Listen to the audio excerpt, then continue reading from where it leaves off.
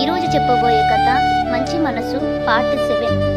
లక్ష్మి లలితకు అన్నం తినిపించి రెస్ట్ తీసుకోమని చెప్పి అక్కడి నుండి వెళ్ళిపోతూ, అవును తల్లి, నందిని చూసావా, ఇక్కడ కనిపించడం లేదు అని అడుగుతుంది. లలిత కంగారు పడుతూ, మరేమో వాళ్ళ నాన్న ఇందాక తనను తీసుకొని వెళ్ళిపోయాడు. వాళ్ళ నాన్నను చూసింది, నాకు పరిచయం చేసింది. మీరందరూ మండపంలో ఉన్నారని మిమ్మల్ని ఎవరిని పిలవలేదు అమ్మా అంటూ ఏదో పొడిపొడిగా సమాధానం చెప్పింది. వాళ్ళ అమ్మ ఇంకా ఏదో ఆగబోతుంటే, నాకు చాలా తలనొప్పిగా ఉందమ్మా, నేను కొంచెంసేపు పడుకుంటాను అంటూ నిద్రపోతున్నట్టు నటిస్తుంది. లక్ష్మికి అనుమానం వచ్చి ఏమీ అనకుండా అక్కడి నుండి వెళ్ళిపోయింది. లక్ష్మి వెళ్ళిపోయిందని నిర్ధారించుకున్న లలిత పరుగున వెళ్ళి తలుపు గడియ పెట్టి తన ఏడుపు బయటకు రాకుండా గట్టిగా నోరు నొక్కుంటూ ఏడుస్తుంది. ఏడుస్తూ ఏడుస్తూ అలా నీళ్లపైనే పడుకుపోయింది. తెల్లవారు అయ్యింది. లలిత లలిత అని డోర్ సౌండ్ గట్టిగా వినబడుతుంది. తల మొత్తం బరువుగా అనిపిస్తున్నా నెమ్మదిగా లేచి డోర్ తీయగా అక్కడ లక్ష్మి. ఏంటమ్మా, ఒంట్లో ఎలా ఉంది అని ఆందోళనగా అడిగింది. లలిత సర్దుకొని, బాగానే ఉందమ్మా, నాకేమంటూ చిన్నగా నవ్వింది. నిజంగా బాగానే ఉన్నావా అని అడుగుతూ, లలిత, నువ్వు నా దగ్గర ఏమైనా దాస్తున్నావా అని లలిత ముఖంలో చూస్తూ అడిగింది లక్ష్మి. లక్ష్మి నవ్వుతూ, నేను నీ దగ్గర దాచే విషయాలు ఏముంటాయమ్మా, అదేం లేదు, నేను మా ఆయన నాతో చాలా చాలా సంతోషంగా ఉన్నాము. నువ్వు నా కోసం ఏమి కంగారు పడవలసిన అవసరం లేదు అంటూ లక్ష్మిని కౌగిలించుకొని తనకి భరోసా ఇస్తున్నట్టుగా చెప్పింది. లలిత మాటలను పూర్తిగా నమ్మిన లక్ష్మి సంతోషంగా, తల్లి, వచ్చిన దగ్గర నుంచి నువ్వు ఆందోళనగా ఉన్నావు, అందుకే కొంచెం భయం వేసింది. సరే సరే పద, మరి వాణి నీ కోసం ఎదురు చూస్తూ ఉంటుంది. ఇంకా ఇలాగే ఉన్నావు, తొందరగా రెడీ అయ్యి సత్యనారాయణ స్వామి వ్రతానికి వెళ్ళాలి కదా అని అంది లక్ష్మి. అలాగే అమ్మ, 10 నిమిషాలలో రెడీ అయిపోతాను చూడు అంటూ గబగబా వెళ్ళి రెడీ అయిపోయి వచ్చింది లలిత. వాణి రూమ్కి వెళ్ళి చూడగా అక్కడ వాణి రెడీ అయిపోతూ కూర్చుంది. లలితను చూసిన వాణి, ఏంటి అప్పుడే లేచేసావా, ఇంకొంతసేపు రెస్ట్ తీసుకుంటే ఏమవుతుంది అని ప్రేమగా లలిత భుజం మీద చేయి వేసి ఉంది. దానికి లలిత, అప్ప, మీరందరూ కలిసి నన్ను పేషెంట్ చేసేసండి, నాకేం బాగానే ఉంది. ఇంతకీ నువ్వు రెడీ అయిపోయావా లేదా అని అడిగింది లలిత. రెడీ అయిపోయినట్టే, జడలో ఈ పువ్వులు పెట్టేస్తే సరి అని అంటూ పువ్వులు హెయిర్లో పిన్ చేతికి ఇస్తూ అంది వాణి. లలిత నవ్వుతూ, నువ్వు సరే గాని మీ హీరో రెడీ అయినట్టేనా అని అడిగింది. ఏమోనే తల్లి, అతని రూమ్లోకి వెళ్ళాలంటే భయం భయంగా ఉంటుంది అంటూ లలిత చెవిలో వాణి సిగ్గుపడుతూ ఏదో చెప్పింది. ఒకరినొకరు ఆట పట్టించుకుంటూ ఇద్దరు నవ్వుకుంటున్నారు. లలిత నవ్వుతుంది అన్న మాటే కానీ అది తన మనసులో నుంచి వచ్చిన నవ్వు కాదు. తన మనసు మొత్తం తన భర్త మీదే చుట్టే తిరుగుతూ ఉంది. తన భర్త ఎంత మోసం చేశాడో తలుచుకుంటూ తన జీవితం ఆగమయ్యి గోదారంలో కనిపిస్తుంది. తనకి ఎటు వెళ్ళాలో ఏ అడుగు వేయాలో దిక్కుతోచిన పరిస్థితిలో ఉంది లలిత. ఈలోపు వివేక్ వాళ్ళు రెడీ అయ్యి రూమ్కి వచ్చారు. అందరూ కలిసి సత్యనారాయణ స్వామి వ్రతం చేయించుకోవడానికి ఆ స్వామి సన్నధికి వెళ్ళారు. అందరూ జంటలు జంటలుగా కూర్చున్నారు. వివేక్, వాణి, లక్ష్మీ నారాయణ, భవానీ నాయుడు ఇలా ఒక్కొక్కరు జంటలు జంటలుగా కూర్చున్నారు. లలిత ఒక్కరే అక్కడ కూర్చుంది. అందరూ లలిత వైపు జాలిగా చూశారు. లలిత ఇబ్బందిగా ఫీల్ అవుతూ, మీరు వ్రతం చేసుకోండి, నేను వెళ్ళి స్వామి వారిని దర్శించుకుంటాను అని అక్కడి నుండి వేగంగా వెళ్ళిపోయింది. వాణి వెనుక నుండి లలిత లలిత అని పిలుస్తున్నా పట్టించుకోలేదు. లలిత గుడికి వెళ్ళి స్వామిని దర్శించుకొని, ఇప్పటిదాకా నా జీవితం నాకు ఆనందం ఇవ్వకపోయినా కష్టాన్ని అయితే ఇవ్వలేదు. ఇప్పుడు ఎందుకు స్వామి నాకు నా భర్త మధ్య ఈ పెను తుఫాను సృష్టించావు? నన్ను ఏం చేయమంటావు చెప్పు స్వామి, నాకు మా ధైర్యాన్ని ప్రసాదించు అని అంటూ ఆ భగవంతుణ్ణి వేడుకుంటుంది లలిత. లలిత గుడిలో నుంచి బయటకు వచ్చినా అక్కడ ఉన్న బిచ్చగాళ్ళకి డబ్బులు వేస్తూ వెళ్తుంది లలిత. డబ్బులు తీసుకుంటున్న బిచ్చగాళ్ళు, నువ్వు చల్లగా ఉండాలి మా తల్లి అంటూ ఎవరికి వారు అంటున్నారు.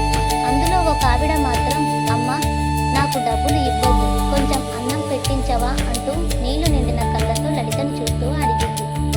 అలా అడిగి ఆశ్చర్యపోయింది. ఆమెను చూడగానే తన మనసులోకి ఎందుకో చెప్పలేనంత బాధ కలిగింది. ఆమెని గుర్తుపట్టడానికి లలితకి ఒక 2 నిమిషాల సమయం పట్టింది.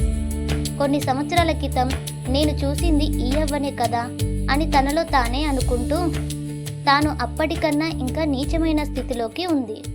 చీర మాసిపోయి పూర్తిగా చిరిగిపోయింది. తల మొత్తం జడలు కట్టేసి మాసిపోయింది. తన దగ్గర నుంచి భరించలేని వాసన వస్తుంది. తన చుట్టూ ఈగలు తిరుగుతూ ఉన్నాయి. తన శరీరం పూర్తిగా పక్క చిక్కిపోయి దుమ్ములు బయటకి కనబడుతున్నాయి. అయినా ఎందుకో ఇంకా అనుమానం తీరక తన కొడుకు పేరు గుర్తుంచుకొని, అవ్వా, నీ కొడుకు పేరు కుమారే కదా అని అడిగింది లలిత. నాకు ఏ కొడుకు లేడు, నేను ఒంటరిదాన్ని అని ఏడుస్తూ అంది అవ్వ. అలా కాదవ్వా, కొంచెం నీ కొడుకు పేరు చెప్తామా? మీ అబ్బాయి పేరు కుమారే కదా అని అడిగింది లలిత.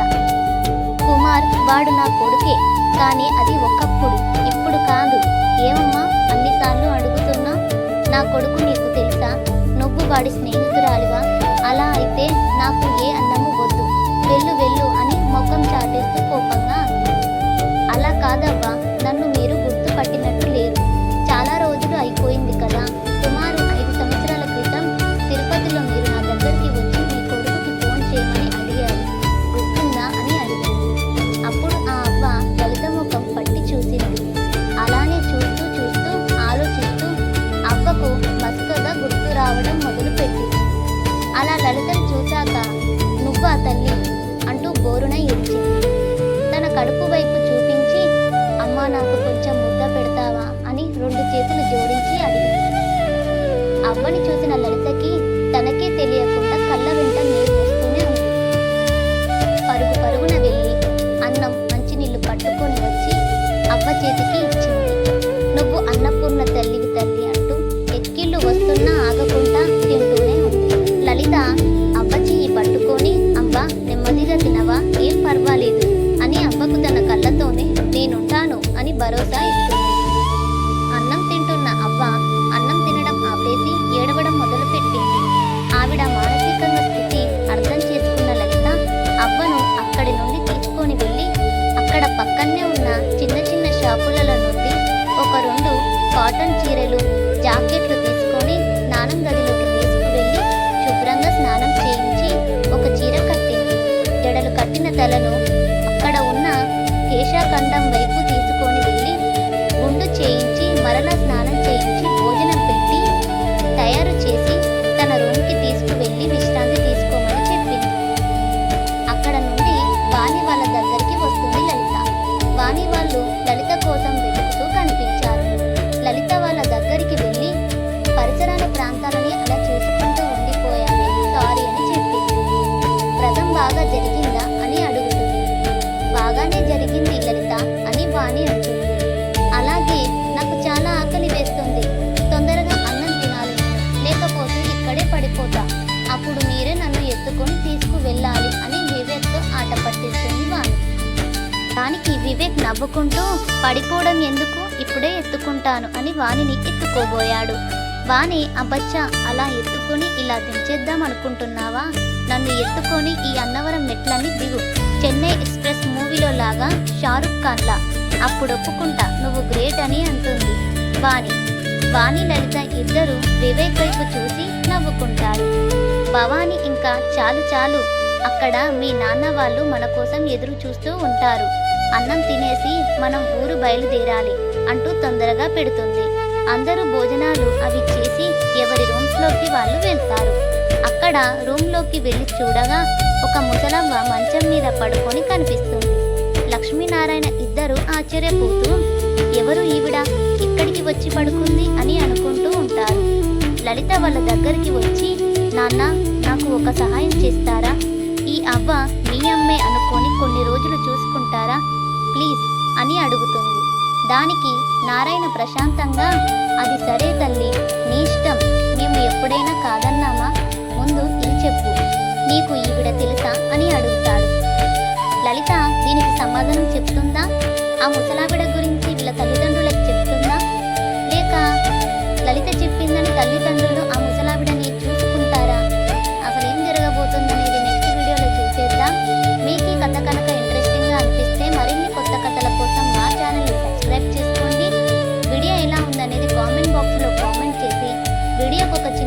చేసుకోండి. మీరు లైక్ చేయడం వల్ల మా ఛానల్ అనేది ముందుకు పోయి ఇంకా కొత్త వాళ్ళు చూస్తారు.